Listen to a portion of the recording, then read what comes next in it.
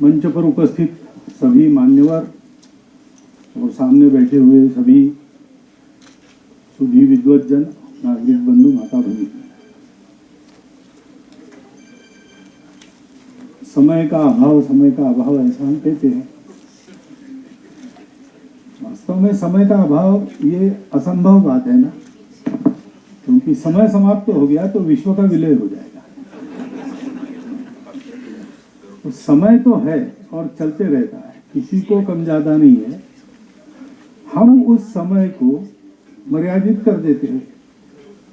6:30 बजे तक यहाँ रहना है, 7 बजे वहां पहुंचना है, ये मैंने कर दिया, समय ने नहीं किया।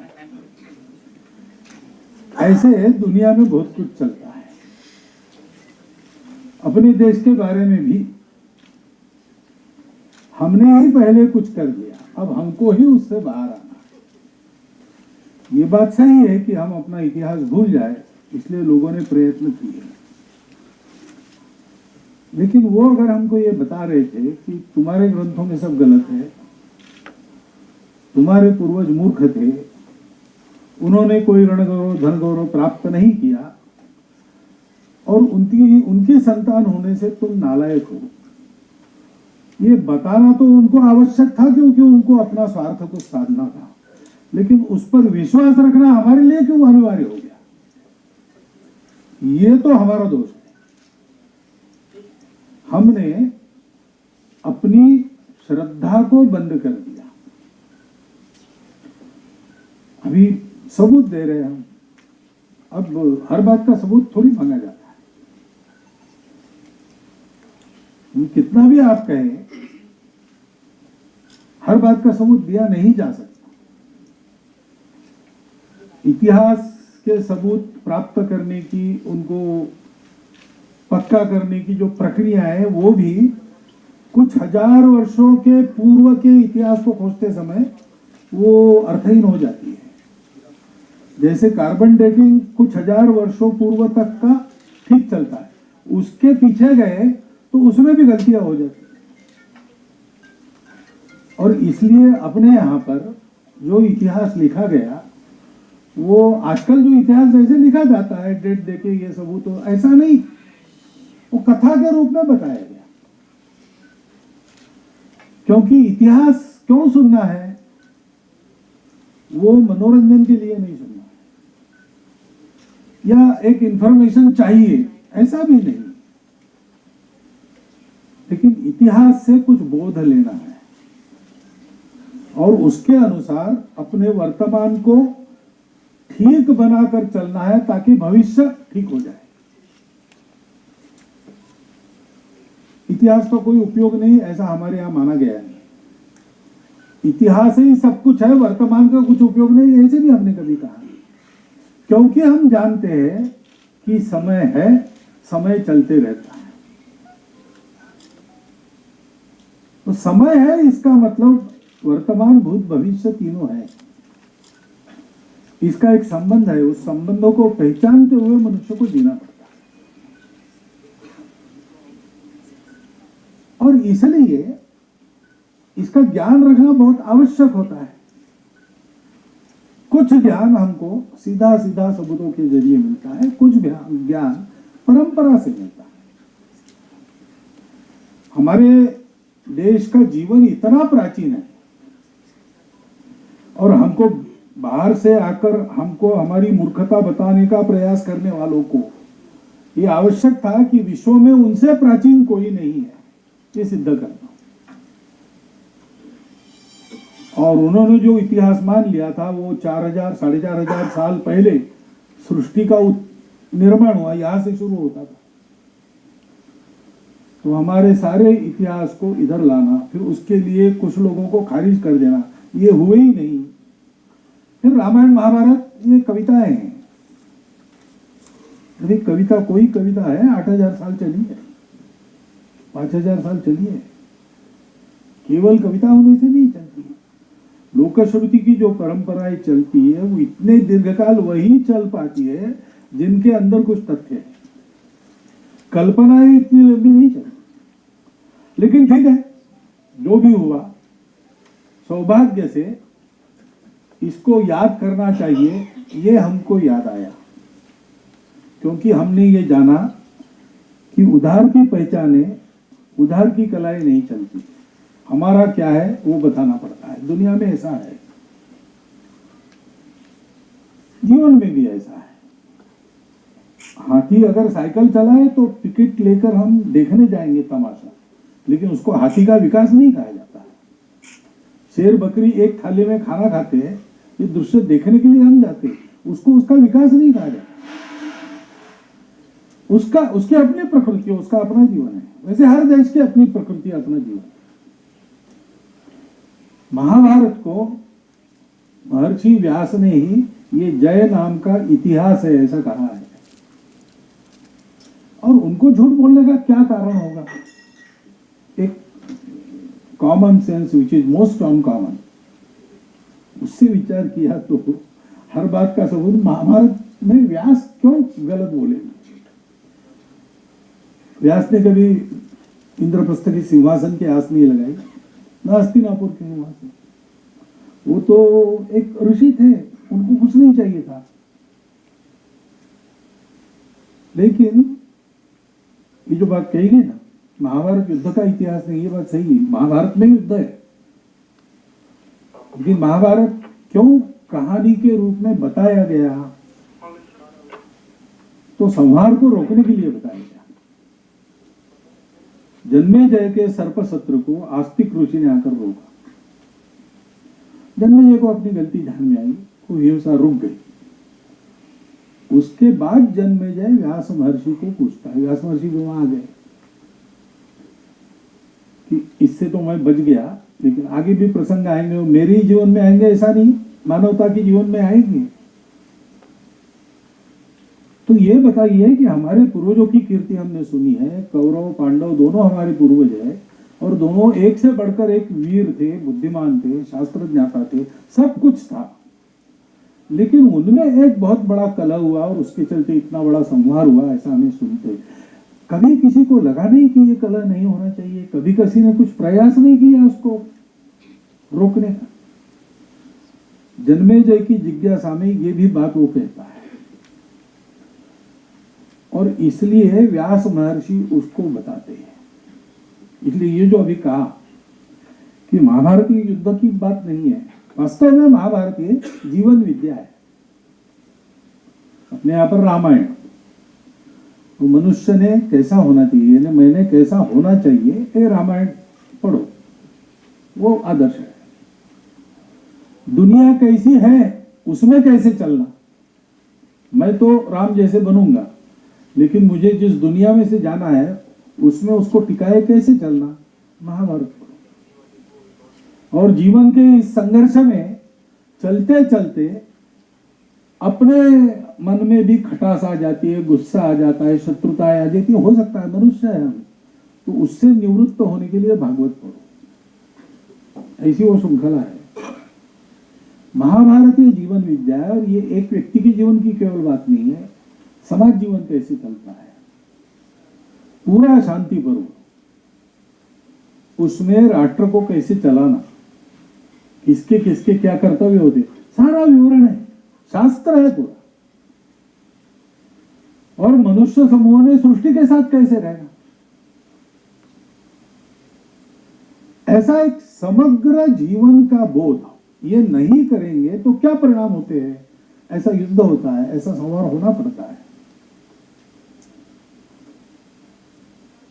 तो ये सब, ये जो बात है कि मनुष्य भी जिए, वो अच्छा होकर जिए, वो ऐसा जिए कि सारी दुनिया को अच्छा बनाए, दुनिया जैसी है उसमें से जाकर उस दुनिया को अच्छा बनाते हुए वो चले, और मानवता ऐसी चले तो सृष्टि का भी विकास ही हो, कल्याण ही हो, उसकी हानि न हो। ये जीवन जीने का जो तत्व है, उस तत्व को अपने यहाँ पर धर्म कहा गया है। वो रिलीजन नहीं है, वो अलग बात है, पूजा अलग बात है। धर्म धारणा करता है, जीवन की धारणा करता है, इहलोक में परलोक में दोनों तरफ सुख देता है। मध्यम मार्ग है, अंत में, मध्य में, आदि में, सर्वत्र आनंद और सुख देने वाला होता है। और इसलिए महाभारत के मध्य में गीता है और उसका सार महाभारत के अंतिम अध्याय के अंतिम श्लोकों में है। 5 श्लोक है, उसको भारत सावित्री कहा जाता है। उसमें व्यास महर्षि बताते हैं, माता पितृ सहस्राणि पुत्रदार शतानि च संसारेषु अनुभूतानि यान्ति यास्यन्ति चापरे हर्षस्थान सहस्राणि भयस्थान शतानि च दिवसे दिवसे मूढ़म आविशन्ति न पंडिता। संबंध बनते हैं, रिश्ते बनते हैं, बिगड़ते हैं, मरने के बाद समाप्त होते हैं, अगले जन्म में फिर से जुड़ते हैं, ये चलते रहता है। माता पितृ सहस्राणि पुत्रधारा शतानि च संसारेषु अनुभूतानि यान्ति यास्यन्ति चापरे। और हर्ष शोक के प्रसंग जीवन में चलते हैं। पूरा सुखमय जीवन नहीं होता है, उसमें दुख रहता है, और पूरा दुखमय जीवन नहीं होता है, उसमें भी सुख रहता है। तो सुख दुख ये धूप छाव का खेल ये चलते रहता है। उससे ज्ञानी लोग मोहित नहीं होते। आविशन्ति न पंडिता। ये सब चलते रहता है। हमको धर्म पर पक्का रहना है। न जातु कामान न भयान न लोभात धर्मम त्यजेत जीवितस्यापि हेतु। जीवो नित्यो सुख दुखे तु अनित्य धर्मो नित्यो हेतुरस्य त्वनित्य। धर्मो नित्यो सुख दुखेषु अनित्य जीवो नित्यो हेतुरस्य त्वनित्य। तो जीवन एक सतत चलने वाला प्रवास है। उसमें जन्म के बाद मृत्यु, मृत्यु के बाद जन्म, ऐसे चलता है। लेकिन वो यात्रा करने वाला जीव ये प्रारंभ करता है और अंत में फिर वही जाता है। यह यात्रा उसकी सतत चलती है, वो समाप्त नहीं होता। और इसलिए इन सबके साथ में धारणा करके सबको वहां तक ले जाने वाला जो धर्म है वो छोड़ना नहीं चाहिए। मरता हूं तो भी धर्म नहीं छूटना चाहिए। न जातु कामान न भयात न लोभात धर्मम त्यजेत जीवितस्यापि हेतु। क्योंकि सुख दुख ये आने जाने वाली बात है, धर्म पर कायम रहना चाहिए। ये बोध है महाभारत का। और अभी पर्यावरण की, यमुना जी की, जल की चर्चा हो रही थी। तो उसका कारण क्या है? ये समस्या उत्पन्न क्यों होनी चाहिए? इस समस्या का बोलबाला सही ज्ञान प्राप्त किया विश्व ने, ऐसा जो कहते हैं, उस विज्ञान युग में ही ये समस्या क्यों आनी चाहिए? उसके पहले जो हम अज्ञानी थे, हमारे सामने ये क्यों नहीं आया? उसके अनेक कारण है। सारांश में हम धर्माचरण को छोड़कर चले, क्योंकि धर्माचरण कहता है तुम जियो लेकिन दूसरों को जिलाओ। जो श्री कृष्ण ने कहा है योग कर्मसु कौशलम, अथवा तथागत ने कहा है कुशलस्य उपसंपदा। ये कुशलता क्या है? अपना हित साधना, लेकिन किसी के हित को क्षति न पहुंचाते हुए ही ये करना, इसको कुशलता कहा है। तो हमने अपनी लालच के लिए, अपनी हवस के लिए बहुत दोहन किया सृष्टि का और वापस दिया नहीं। क्योंकि हमारा ज्ञान, आधुनिक ज्ञान ऐसे कहता है कि किसी का कोई संबंध नहीं है एक दूसरे से, और इसलिए जो बलवान है वो जिएगा। बलवान बनो, बाकी के लोगों की परवाह करो, तुम जियो, क्योंकि जीवन का लक्ष्य उपभोग है। धर्म कहता है जीवन का लक्ष्य उपभोग नहीं है, जीवन का लक्ष्य सबका जीवन बनाना है। ऐसी प्रक्रिया में तुम सीखकर अधिक उन्नत होते होते श्रेयस को पहुंचते हो। और इसलिए तुमको जीना चाहिए संयम से, उपभोग से नहीं। और लेते हो उतना वापस देना चाहिए।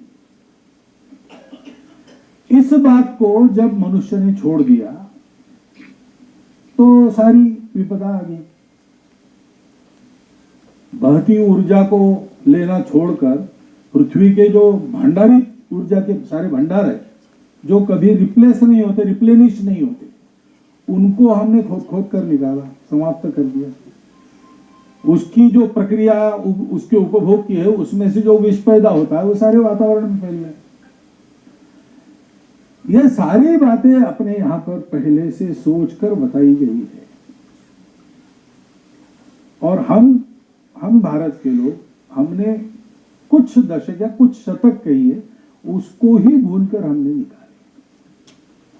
तो महाभारत का पठन बंद क्यों किया भाई? महाभारत अगर पढ़ते रहते घरों में तो ये ज्ञान अपने आप आता। लेकिन हम कहते जहां महाभारत पढ़ते वहां कलह होता है, बिल्कुल गलत बात है। अपने यहां पर निर्मिति को, एथिक्स का बंधन पहले से है। आप बड़े वैज्ञानिक हो या बड़े साहित्यिक हो और आपको स्फूर्ति आई है, प्रेरणा है और बहुत अच्छा एक निकाला आपने कुछ प्रयोग करके प्रोडक्ट अथवा कला का प्रकार अथवा आपकी अभिव्यक्ति, लेकिन वो आप तभी बाहर लाते हो जब उसके कारण लोक हानि नहीं होती, लोक कल्याण होता है। क्योंकि आत्मनो मोक्षार्थम ये तो ठीक है, लेकिन वो जगत हिताय च होना चाहिए। महाभारत में ये कहानी है कि एक मुनि की तपस्या बहुत अच्छी चलती थी। एक बार ध्यानस्थ बैठे थे, ऊपर से चिड़िया गई, उसने विष्ठा कर दी इनके सर पे। तो एकदम जाग गए, देखते तो विष्ठा। तो देखा कौन सी चिड़िया है, वो तेज इतना था वो चिड़िया जलकर भस्म हो गई। तो इनको बड़ा अच्छा लगा, मैं बहुत पावरफुल हो गया। मध्याह्न हो गया था, भोजन भिक्षा का समय, तो गए शहर में, भिक्षा मांगी एक बड़े घर के सामने खड़े होकर। तो गृहिणी आई भिक्षा लेकर, उतने में उनके पति आ गए। तो उसने भिक्षा बाजू रख दी, पहले पति की आवभगत की, सारा होने के बाद फिर भिक्षा। तब तक ये धूप में खड़े तप रहे, अंदर से भी तप रहे। और जैसे वो गृहिणी भिक्षा डाल रही, उसके ऊपर आंखें लाल करके देख रहे। तो भिक्षा देते देते वो गृहिणी उनको कहती है कि महाराज, मैं कोई चिड़िया नहीं हूं जो जलकर भस्म हो गया। उनको आश्चर्य लगा, ये तुमको कैसे पता चला? मुझे चलता है पता, ये शक्ति कहां से मिली? तो बोले शक्ति कहां से मिली, मुझे कहां से मिली मैं बताती हूँ, लेकिन आपने क्या करना ये बताने का मेरा अधिकार नहीं है। मुझे ये शक्ति इसलिए मिली कि मैं अपने कर्तव्य का आचरण ठीक करती हूँ। मैं गृहिणी हूँ, पति की अवभगत मेरा पहला काम है। आपको भिक्षा देना मेरा काम है, लेकिन दो में से क्या मेरा धर्म वो है, मैं वो करती हूँ प्रामाणिकता से, उसी में आनंद मानकर। तो सिद्धि केवल तपस्या से, वही तपस्या है, केवल ज्ञान मार्ग नहीं, कर्म मार्ग भी है। हृदय में भक्ति चाहिए दोनों तरफ, लेकिन ये बताने का अधिकार मेरा नहीं है। दूसरा एक शहर है पास में, वहां एक कसाई रहता है, वो मांस बेचता है, उसका अधिकार है आपको उपदेश करने का। उनको और आश्चर्य लगा कि कसाई मुझे उपदेश करेगा। ले गए वहां, तो कसाई ने दूर से ही कहा, महाराज आप इधर मत आओ, आपको ये सहन नहीं होगा, मांस की दुकानें वगैरह है, आप वहीं से मुड़ जाओ, बाएं तरफ एक आम का पेड़ है, मंदिर है नीचे, उसके पास जो झोपड़ी है मेरी है, वहां रुकिए, मैं आता हूँ। आश्चर्य, इसको कैसे पता चला? मैं इसको ढूंढने आया। तो आया अपना दुकान बंद करके, धंधा होने के बाद हाथ पैर धोए, अंदर उसके वृद्ध माता पिता थे, उनकी सेवा वगैरह की, फिर फलों की थाली वगैरह लेकर उपस्थित हुआ कि लीजिए महाराज और बताइए क्या प्रयोजन है। तो कहा प्रयोजन तो है, लेकिन पहले ये बता कि तुझे पता कैसे चला। और फिर उसने कहा कि महाराज कर्तव्य है, एक संतुलन है, वैराग्य बिल्कुल ठीक है, मोक्ष बिल्कुल ठीक है, लेकिन आप अन्य धर्मों की उपेक्षा करोगे, आप आत्मसाधना में अपने शरीर मन बुद्धि की उपेक्षा करोगे तो नहीं होगा। आप अगर धर्म की या मोक्ष की साधना में अर्थ काम को छोड़ देंगे तो साधन ही तुम्हारा शरीर जो है नष्ट हो जाएगा। ऐसे ही मानव अपने लिए सबका संहार करेगा, वो भी जी नहीं पाएगा। हर बात में एक संतुलन है। ये जो संदेश है, हमारा सारा इतिहास, हमारा राष्ट्र इसी के लिए जन्मा है, और इसी का प्रयोजन जब जब उपस्थित होता है तब हम बढ़ते आगे होते, ऊंचे होते। और इसलिए हमारे सारे ग्रंथों में, हमारे सारे तत्व ज्ञान में आजकल मैसेज कहते हैं ना, मैसेज क्या है? मैसेज यही है, संतुलन, मध्यम मार्ग, उसके लिए संयम। स्वैर कोई नहीं है, सबके लिए कर्तव्य है, और हम अपना अपना कर्तव्य करते हैं तो सबके अधिकार सुरक्षित हो जाते हैं। इसलिए इस इतिहास को पढ़ने का, इस इतिहास को याद करने का, इस इतिहास पर गौरव करने का और इसके अनुसार एक युगानुकूल, देशानुकूल नई रचना खड़ी करने का। रचना का रूप अलग होगा। व्यास मुनि हाथ में दर्भ लेकर एक घुटनों तक की धोती वगैरह वगैरह लेकर घूमते थे।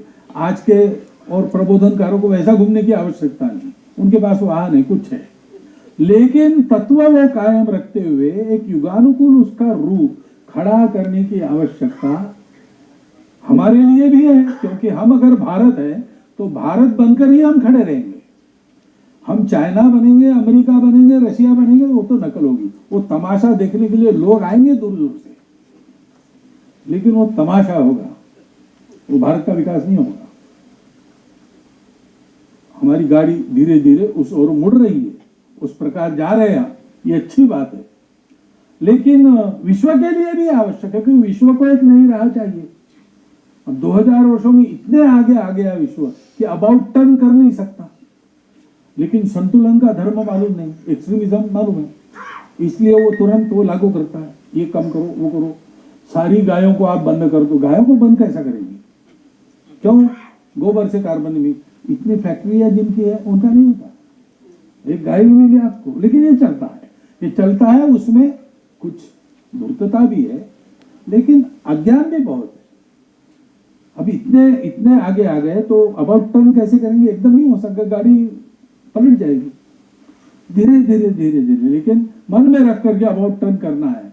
हमको एक लंबा गोल खींच के वापस आना पड़ेगा, और ये सब करने के लिए ये ज्ञान आवश्यक है। उसके लिए इसका गौरव अपने मन में चाहिए, उसके लिए इसका इतिहास मालूम चाहिए, इसका भूगोल मालूम चाहिए। ये बात बिल्कुल सही है। इतिहास यानी पुस्तक की कथा नहीं होती, इतिहास यानी नदी होती है, इतिहास यानी पर्वत होता है, इतिहास यानी महापुरुष होते, इतिहास यानी उनके कथा पुराण होते, इतिहास यानी उनके वंशावली में हमारा भी स्थान है, ये गौरव होता है। जाओ भारत में गांव गांव में लोग बताएंगे आपको, यहाँ सीता जी नहाई थी।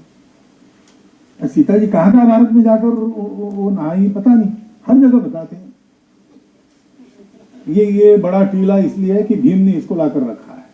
हम कितने जगह पर भीम टीले रख गया, रख गया कि नहीं रख गया बात नहीं, हम उससे जुड़ते हैं, हम भीम से जुड़ते हैं, तो भीम के पुरुषार्थ से जुड़ते हैं, भीम के पुरुषार्थ से जुड़ते हैं, दुर्योधन के नहीं। पुरुषार्थ दोनों में था, लेकिन दिशा भीम की, वो दिशा कौन सी, उससे जुड़ते हैं।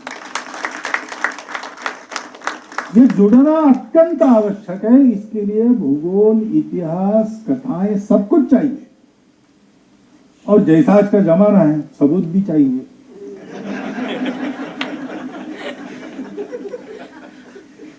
तो इसके लिए बहुत, यानी काम आसान नहीं है, लेकिन किया है, पुस्तक मैंने देखा है, बहुत सुंदर हुआ है। तो विद्वान लोग और उसकी समीक्षा करें, लेकिन मेरे जैसे इतिहास शास्त्र से जिसका संबंध नहीं है, उसको भी ये बहुत सारी सामग्री प्रदान करने वाली पुस्तक है। और ये काम लगकर आप लोग कर रहे हैं। आज हमारे यहाँ ये सुगबुगाहट थोड़ी शुरू हो गई है, इस और हम सभी लोग जागरूक हो रहे हैं। ये अब विचारधारा का प्रश्न नहीं रहा, ये सभी विचारधाराओं में लोगों को ऐसा लगता है। सभी प्रकार भारत में सर्वत्र ऐसा जहां जहां जो कुछ है उसको वहां के लोगों से, वहां से शासन प्रशासन से, वो किसी का भी हो, प्रोत्साहन मिलने की प्रक्रिया चल रही है। ये अच्छी बात है, लेकिन ये जो काम इन्होंने किया है वो तब शुरू किया है जब ऐसा प्रोत्साहन नहीं था, उल्टा विरोध था। ऐसा सोचने वालों को अज्ञानियों की वर्ग में धकेलने की कोशिश होती, तब से ही काम चल रहा है। और ऐसा काम सतत चलाने की प्रेरणा देने वाले बीबी लाल जी जैसे महापुरुष थे, इसलिए वो चला। लगकर उनमें 100 साल उनके पूरे हुए तो मिलने गया था, तो वो पहले जाकर अभिनंदन वगैरह उतना हो गया, बस वो 3 मिनट का वो उनके संबंध में बात हो गई। हम गए थे उसी के लिए, लेकिन बाकी सारी बात इतिहास, महाभारत, दिल्ली इंद्रप्रस्थ है, उसमें ये होना चाहिए, वो होना चाहिए, अभी तक नहीं हुआ, जरा आप मेरी बात पहुंचाओ। यही उनके मन में, यानी तड़पन क्या है, ऋषि क्या होते हैं? ऋषि ऐसे ही होते हैं। ऋषि तपस्या करते हैं, उनको अपने श्रेय का मार्ग मालूम है, लेकिन उससे उनका समाधान नहीं होता। मैंने जो पाया है वो सबको देना है, क्योंकि वो कल्याण का मार्ग है, वो सबको मिलना चाहिए।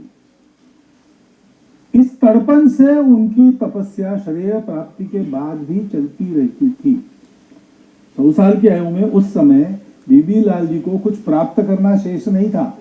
उनके पास नाम था, सब कुछ था, लेकिन दिल्ली में इंद्रप्रस्थ है, ये उजागर अभी तक क्यों नहीं हो रहा है, ये उनकी वेदना। ऐसे लोगों के कारण अंग्रेजों ने भरसक प्रयास किया ये सब हम भूल जाए, तो भी ये हम भूले नहीं, और फिर से याद करने के लिए हमारे पास सामग्री उपलब्ध है, ये होता है। और इसलिए आज मुझे लगता है उनके प्रति मन ही मन कृतज्ञता व्यक्त करके और इस पुस्तक का विमोचन हमने किया है। तो इस पुस्तक का प्रचार प्रसार करने के लिए जो कुछ करना है वो हम करें। और भी 2-3 उपक्रम यहाँ बताए गए, वो उसी धर्म तत्व पर आधारित उपक्रम है। श्रद्धा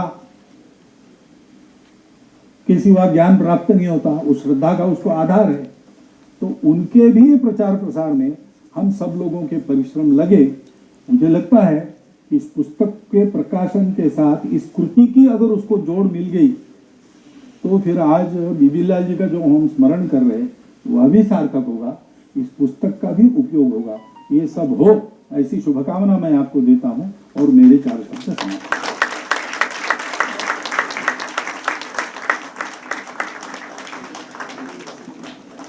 धन्यवाद।